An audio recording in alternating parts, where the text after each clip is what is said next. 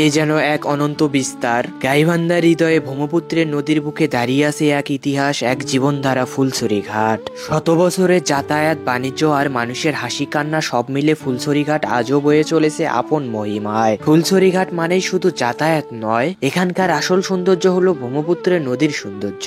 যে নদী দিনের আলো আর রাতের চাঁদের আলোর প্রতিদিন নতুন রূপে সেজে ওঠে। দুপুরের ব্রহ্মপুত্র যেন এক বিশাল আয়না, যেখানে প্রতিফলিত হয় আকাশের রং আর মানুষের স্বপ্ন।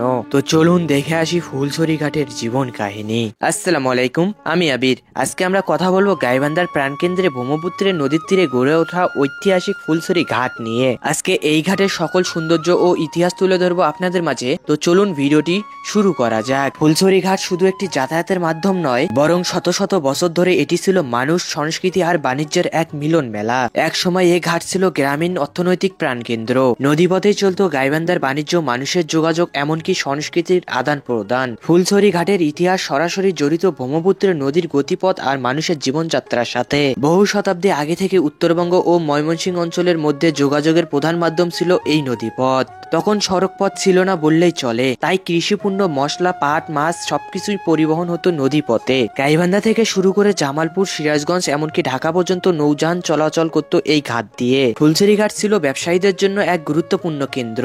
এখান থেকে স্থানীয় কৃষিজাত পণ্য ভেসে যেত দেশের বিভিন্ন প্রান্তে। ফুলছড়ি ঘাট শুধু ব্যবসা বাণিজ্যের স্থান নয়, বরং মানুষের সামাজিক জীবনের অংশও ছিল। গ্রামীণ বাজার বসত ঘাটের পাশে। জেলে, কৃষক, ব্যবসায়ী, যাত্রী সবাই জড়ো হতো এখানে। এই ঘাটকে কেন্দ্র করে তৈরি হয়েছিল নানা সংস্কৃতি, গান, মেলা, যাত্রাপালা, নৌকাবাইজ হতো এই নদীতে। অনেকে ফুলছড়ি ঘাটকে বলতেন জনজীবনের দরজা। এই ঘাটের বুকে প্রতিদিন তৈরি হতো এক নতুন ইতিহাস, নতুন কাহিনী।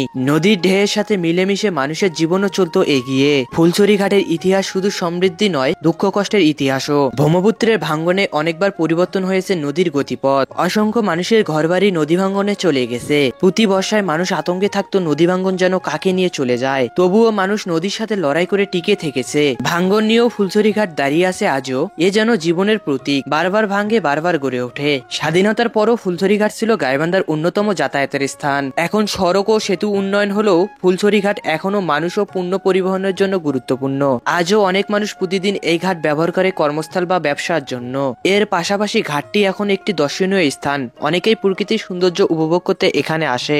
যুগ বদলেছে, রাস্তাঘাট হয়েছে, কিন্তু ফুলছড়ি ঘাটের গুরুত্ব আজও অমিল। এটি শুধু একটি ঘাট নয়, এটি ইতিহাসের একটি বড় সাক্ষী। ফুলছড়ি ঘাটের ইতিহাস আমাদেরকে শেখায় নদী যেমন মানুষের জীবন গড়ে, তেমনি ভাঙ্গেও। তবুও ফুলছড়ি ঘাট আজও দাঁড়িয়ে আছে গাইবান্ধার গর্ব হয়ে। এখানে আছে ইতিহাসের গন্ধ, সংস্কৃতির রং আর মানুষের আশা ভরসার প্রতিছবি। চলুন আমরা এই ইতিহাসকে মনে রাখি এবং ফুলছড়ি ঘাটকে আরো সংরক্ষণ করি ভবিষ্যৎ প্রজন্মের জন্য।